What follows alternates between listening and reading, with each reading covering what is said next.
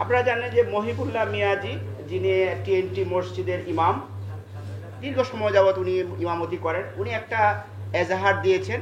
সেখানে উনি উল্লেখ করেছেন যে সকালবেলা হাঁটতে গিয়ে উনি 4-5 জন ব্যক্তি কর্তৃক উনি মাইক্রোবাসে করে ওনাকে জোর জবরদস্তি করে নিয়ে যায় এবং পঞ্চগড়ে ওনাকে আবিষ্কার করা হয় একদম একটা নাজেহাল অবস্থায়।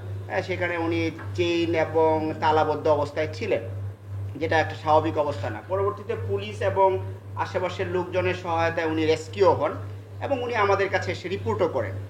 রিপোর্টকালীন সময়ে উনি যেটা বলেন যে উনি শারীরিক এবং মানসিকভাবে অবসাদগ্রস্ত, উনি একটু সময় চান।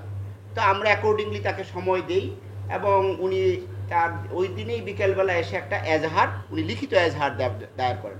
সেখানে উনি যে সমস্ত ঘটনার অবতারণা করেছেন সেগুলি আপনারা কম বেশি জানেন, যেহেতু ওনাকে জোর জবরদস্তি এবং অপহরণ, হত্যার উদ্দেশ্যে মারধর এবং বেসামাল অবস্থায় ফেলে যাওয়া এবং আরও কিছু ঘটনার কথা বলেছেন। তো সেগুলি আমরা আমলে নিয়েই তদন্ত শুরু করি। তদন্তের পর্যায়ে আমরা যে জিনিসটা জানতে পারি যে উনি আসলে সকালবেলা যখন হাঁটতে বের হন, উনি নিজেই একটা পর্যায়ে তার মধ্যে উনি ওনার বক্তব্য অনুযায়ী অবচেতনভাবে উনি মনে করেন যে তার আরও অনেক দূর এগিয়ে যাওয়া দরকার। তো এরকমভাবে করতে করতে উনি জয়দেবপুর চৌরাস্তায় আসেন এক পর্যায়ে, সিএনজি, কোনো সময় অটো, এখান থেকে বাস যুগে উনি এসে যান আপনার কি বলে সুবানবাগ হয়ে গাবতলী থেকে উনি শ্যামলী পরিবহনের একটা টিকিট ক্রয় করেন। টিকিটের ক্রয় করে উনি পঞ্চগড়ের টিকিটটা কিনেন।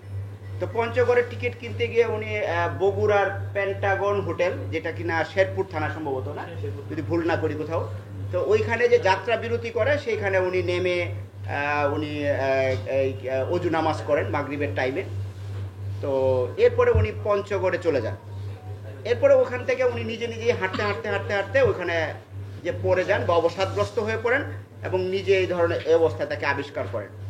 তো এইটা আমরা তথ্য প্রযুক্তি সহায়তা এবং সিসিটিভি ফুটেজ এবং একই সাথে যেই শ্যামলী পরিবহন, যেই বাসে উনি গিয়েছেন সেই শ্যামলী পরিবহন কর্তৃপক্ষ এবং তার সাথে যে সমস্ত যাত্রীরা গমনাগমন করেছেন তাদের সাথে কথা বলে সিসিটিভি ফুটেজ বিশ্লেষণ করে এবং একই সাথে আপনারা জানেন যে এখন তথ্য প্রযুক্তির বদৌলতে অনেক কিছু চিহ্নিত করা যায়, এই সমস্ত কিছুর বিশ্লেষণ করে ওনার সামনে ওনাকে আমরা ডাকি। উনি যেহেতু ভিকটিম এবং বাদী, এখনও ওনাকে আমরা ডেকে এই জিনিসগুলি ওনার সামনে আমরা পেশ করি।